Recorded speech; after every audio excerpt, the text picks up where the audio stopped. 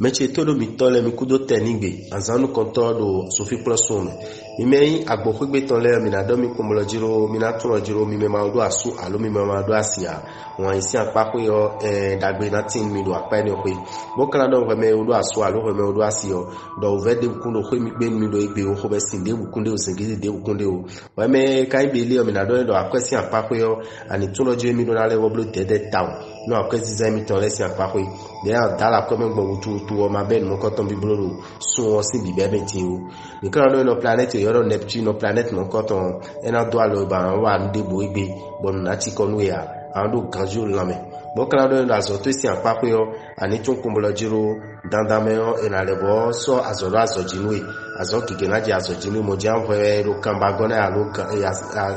gamba blanduo so ilo meyo dagunu ko to na tinu razo to si apapo we kun akana zanwe we kun we go mi me kai agbosu kameto leo mi na do mi do jimi ni tempo bonu ko so ke me onu support mi ro asupa si potenti do asumi to na blonu gbo asimi to kan blonu gbo amo ni tempo bo so no adipote kan po gbo ni ojibo ni oni bio no wi me we me maka odo asu alo we me ma do asia mi na do no to me ide tonu alo titon de tonu do igbesi azangbe o emanita me poncho ifimo koton o planete kayo Jupiter o ero di do jo akwesi apapo yo emina no po hamelo so elo sin bibe o me bo over plan support medin o la mena no gan si apapo yo over de bukunde mi o mi kawa azo si apapo yo mi na do mi kunlo jiro nukon igige na tin mi la zo mi ton ala jo mi ton ko we kwe mi kala zawo we kwe nego mi me kan we do bule o mi na do mi kunlo jiro mi ne tuno danda me o nukon ina tin mi do asupa si posi tali bon fifa na tin mi bon kiko ajije na tin lo mi tentin wa me maka odo asu alo ko me ma do asia me na do ni kunlo je ana pe me de gbe bo me mo koton ina zombo no kike na dio lo gbezanto me azoto akwesiansi apapo yo me na do ni lo jiro wa me do ndi boja sa e ma do akive no ti o wa me ka lo ndi kon e do jiro dandan me yo ana so aito ede kon bo no na zombo no ko ina tin azoto kon alo akwesian to etin gali mi kana do mi lojo lamena no gan si apapo ya no ganjiro agbazamelo egbesi azangbe we kun akana zanwe we kun olopogo mi me kai agasale mi na do mi polojo mi me ma do aso alo mi me ma do asia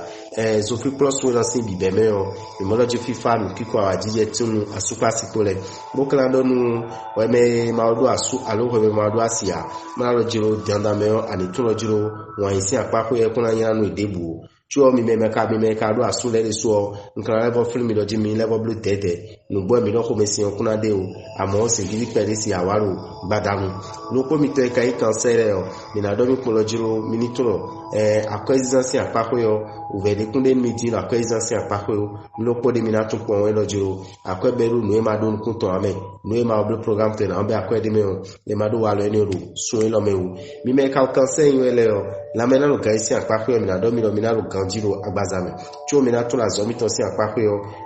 mi na tun kumlo jiro mi me lo uvede do mi me ko mesin de ro mi si yo e lo mi ni tempo bo level question keme mama mi depo azogbe mi to lepo ala so vi mi to lepo ko mesin na su kolo mi tetin we kun akala zanwa we kun wenengo mi me kai kinikini le mi na do mi kunlo mi me ma do asu alo mi me ma do asia mi na tun kumlo jiro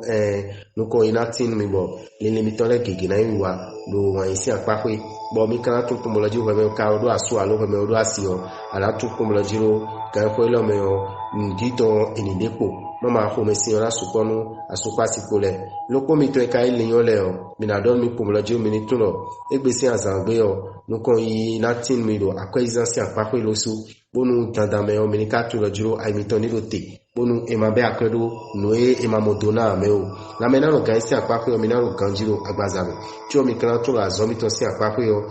no e ro hudo yin mi ye no e ro aligon yin mi ye no mo ko to mi kun jade mo gbe lo so lo meji o pin akana zanwa o kun konukun lo pogo e we arazan mi me kai yun da lo jire o mi na do mi do jiro mi ni to la super potenti yo kondo poda tin mi gbeji ni no la sumeton asimeton enatin do sun elo me mi me ka lo vierge yin ele o mi na do mi kumlo jo mi ni to lo egbesi azangbe o nde bu nde mi ja bi gbogbe do mi me ma do asu alu mi ma do asi o si apapo yo mi mo lo jiro dandame yo mi na mo de gbe o nu na kacha mi bo me mi na solo me we me o nu mo ko ton ina ni mo na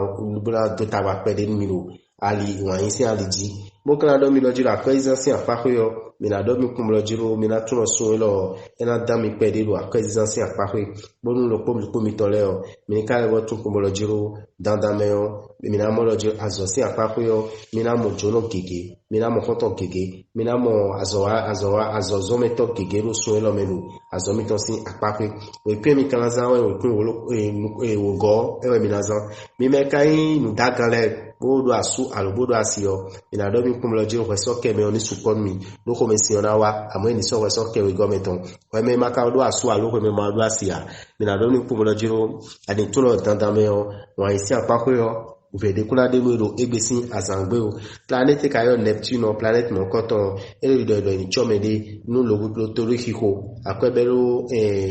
dogun gba me o eni chomede de do apa ni o hitam e kan na yen na zo mo so na sien do me o azanu konton so me di ton egbe o ele ni blo de tam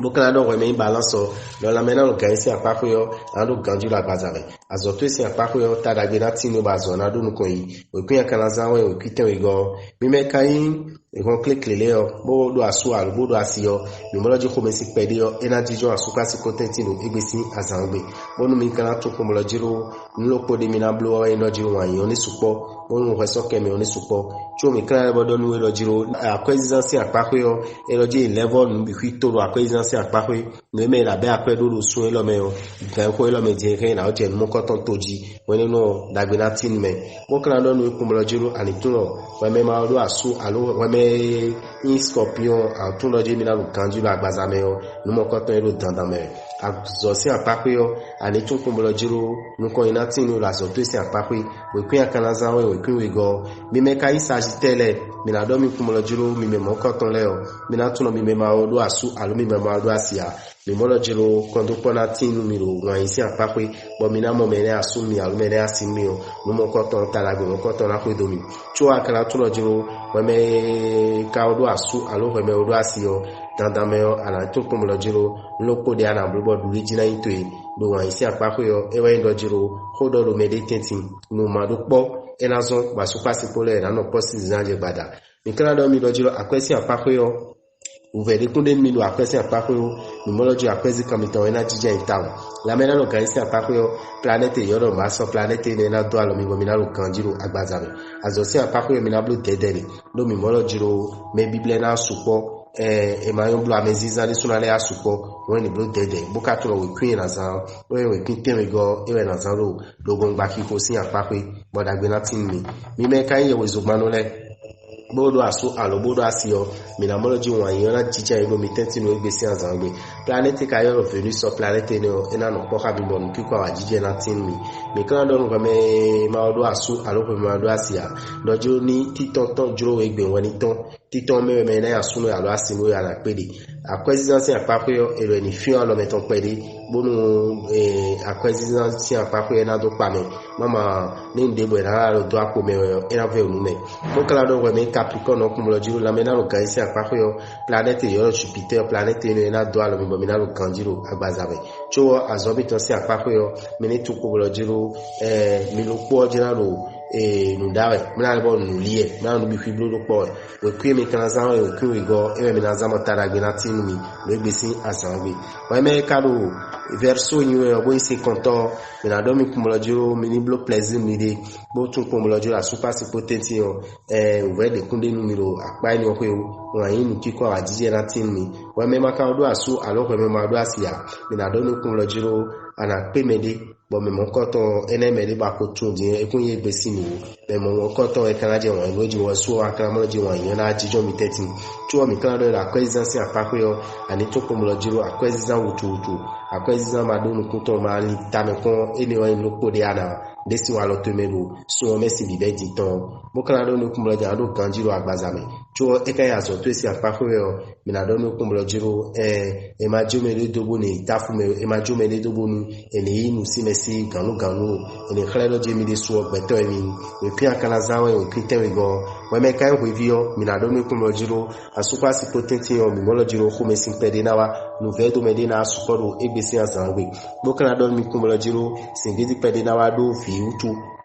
elo vionablo